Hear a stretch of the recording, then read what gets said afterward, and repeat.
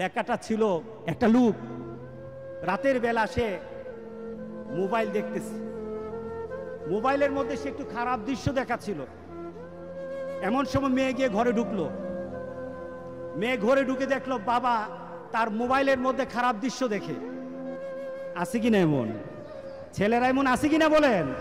এগুলির কারণেই তো জানা, এগুলির কারণেই তো জানা। দৃশ্য দেখছে, মেয়ে দেখে ফেললো। মেয়ে তখন বাবাকে বলল, বাবা তোমার লজ্জা লাগলো না? লজ্জা করে না? একটা শব্দ বলেছে, লজ্জা করে না বাবা, লজ্জা করে না বাবা। মেয়েটা ঘরে চলে গেল। সেই বাবা যন্ত্রণায় ভুগতে আরম্ভ করলো, আরে আমার মেয়ে দেখে ফেললো, আমার মেয়ে কি কথাটা বলেছে, লজ্জা করে না বাবা। মেয়েটা সহ্য করতে পারলো না, সে লোকটা অফিসে চলে গেল। অফিস করতেছে কিন্তু আর ভালো লাগে না। মেয়েটা কি বলেছে, লজ্জা লাগে না বাবা। কিন্তু মেয়েটার যন্ত্রণায় সে হার্ট ফিল করলো, বাবার এই অবস্থা দেখে হার্ট ফিল করলো। মেয়েটা এরপরে মারা গেল। বাবা যখন বাড়িতে ফিরে আসলো, মেয়েটা বাবার মাথাটা নোয়া, লজ্জিত একটা মুখ।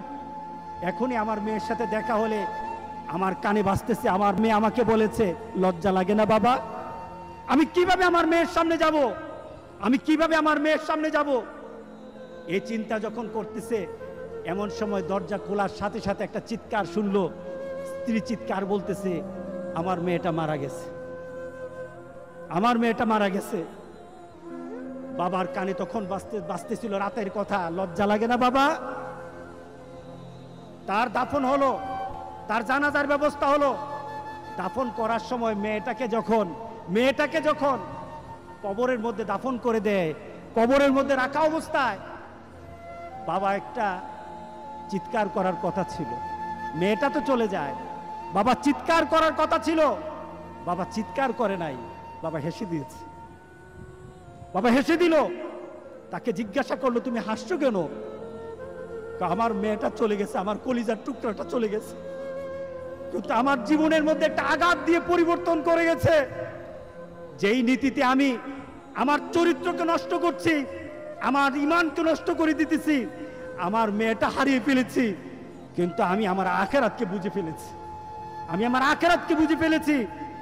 আজকে সমাজের যারা প্রিভেন্টিভ করছেন না, আপনি চিন্তা করছেন আপনার মেয়েটা কিন্তু একদিন আপনার জন্য বিপদ হয়ে যাবে, আপনার জন্য বিপদ হয়ে যাবে। এই মেয়েটা যদি চরিত্রবান হয়, তাহলে আপনার জন্য এটা কাল হাসুরের দিন আপনার জন্য অনেক